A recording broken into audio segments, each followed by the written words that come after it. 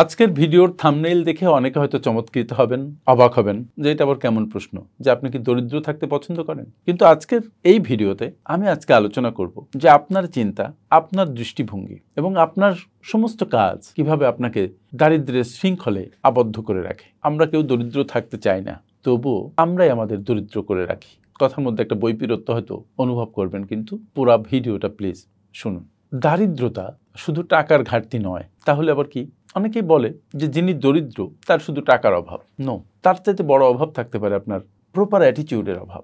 আপনি যদি ভাবেন যে আসলে এই জীবনে তো কিচ্ছু হবে না, আপনি যদি মনে করেন যে কিভাবে এইভাবে আর একঘেয়ে জীবন কাটাবো, কি আর এই জীবনের মানে, আপনি যদি বিশ্বাস করেন যে আপনার ভাগ্য ভালো নয়, আপনার দ্বারা কোনো কিছু সম্ভব নয়, তাহলে সত্যি কথা বলতে কি, আমি দুঃখিত, তবু বলতে হয় যে আপনি মনে মনে সাংঘাতিক দরিদ্র।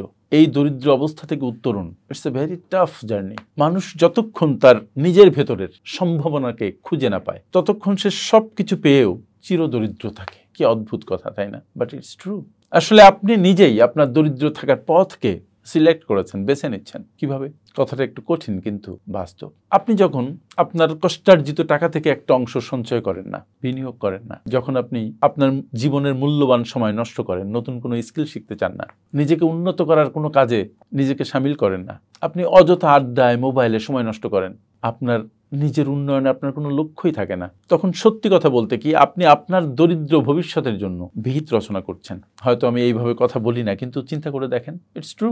এটা কেবল রাষ্ট্র বা সমাজের দোষ নয়। আপনি আপনার নিষ্ক্রিয়তা, আপনার ইম্যাচিউর মনোভাব, আপনার অপরিষ্কার লক্ষ্য, আপনার ভয়, আপনার দ্বিধা, আল্লাহ সবকিছু করে দিবে এই টাইপের মেন্টালিটি, এই ধরনের সান্ত্বনা, এগুলো আপনাকে দরিদ্র করে রাখছে আর্থিকভাবে এবং সার্বিকভাবে মূলত।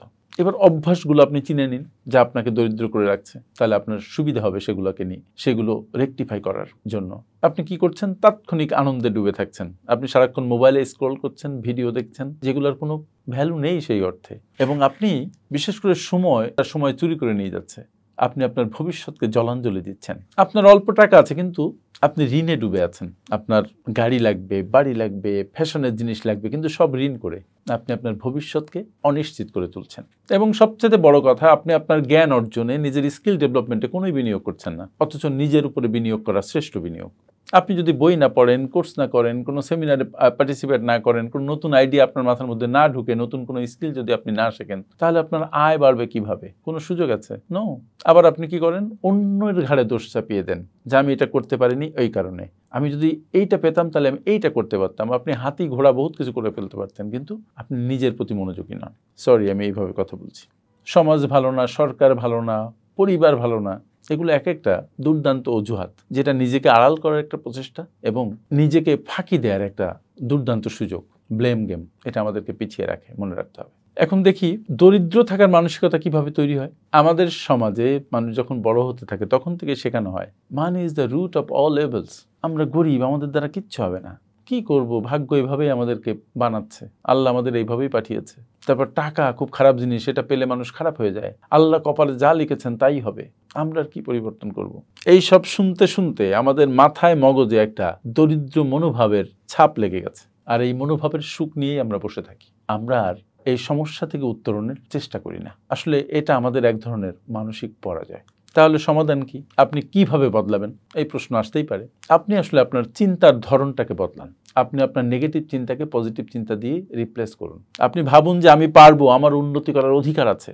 নতুন নতুন দক্ষতা শিখুন। নতুন নতুন দক্ষতা আপনার নতুন নতুন সুযোগের দরজা খুলে দেবে, আপনার আয় বৃদ্ধি করবে, অবস্থার উন্নতি ঘটাবে। আপনি সেভিংস করবেন এবং আপনি বাজেট করবেন। বাজেট করে বাজেট অনুসারে চলবেন, বাজেটকে রিভিউ করবেন, আপনার খরচের দিকে মনোযোগ দিবেন, বই পড়বেন এবং সফলদের অনুসরণ করবেন।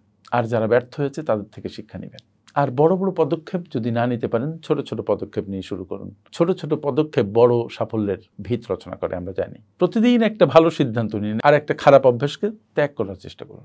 আর সবচেয়ে বড় কথা, নিজের কাছে জবাবদিহিতা চান। অ্যাকাউন্টেবিলিটি, এটা সাংঘাতিক একটা ব্যাপার, যেটা আমাদের দেশে প্রচণ্ডভাবে অভাব। আপনি আপনার নিজের কাছে জবাবদিহিতা চান। নিজেকে নিজেই প্রশ্ন করুন যে আপনি কি আপনার দরিদ্র অবস্থার জন্য নিজে দায়ী কিনা। প্রশ্ন করুন যে আমি কি শুধু নিজের ভাগ্যকে দোষ দিচ্ছি, নাকি আমি শুধু কিছু না করে অপেক্ষা করছি যে কখন মিরাকেল ঘটবে আমার জীবনে। দেখুন, আল্লাহ আমাদের সবাইকে সুযোগ দেন, কিন্তু আল্লাহ চেষ্টা করতে বলেন। চেষ্টা না করলে কোনো কাজ হয় না। দোয়া, পরিশ্রম, এই দুটো মিলেই ভাগ্য নির্ধারিত হয়। শুধু দোয়া দিয়ে কাজ হবে না, পরিশ্রম লাগবে। তাই আপনি যদি আর দরিদ্র না থাকতে চান তাহলে আজ থেকে এই সিদ্ধান্ত নিন যে ইয়াস, আমি আজ থেকে আর দরিদ্র থাকবো না। আমি দরিদ্র অবস্থা থেকে নিজেকে উত্তরণ ঘটাবো। আপনার জীবনের দায়িত্ব আপনারই, আমার নয়, অন্য কারো নয়। দারিদ্র্যের মধ্যে জন্মানো একটা অবস্থা হতে পারে, কখনো কখনো একটা ভাগ্যের ব্যাপার হতে পারে, কিন্তু দরিদ্র থেকে যাবেন কিনা এটা পুরো আপনার সিদ্ধান্ত। আপনি চাইলেই আপনার অবস্থার উন্নতি করতে পারেন। আপনি কমেন্টে লিখুন যে আমার কথা শোনার পরে আপনি আপনার নিজের ভাগ্য বদলে কোনো কাজ করবেন কিনা, আজ থেকে নিজেকে বদলাবেন কিনা, নিজের বেস্ট ভার্সন হওয়ার চেষ্টা করবেন কিনা। ভিডিওটা ভালো লাগলে শেয়ার করবেন। আর আমার সাথে এতক্ষণ থাকার জন্য অনেক অনেক ধন্যবাদ। আসসালামু আলাইকুম।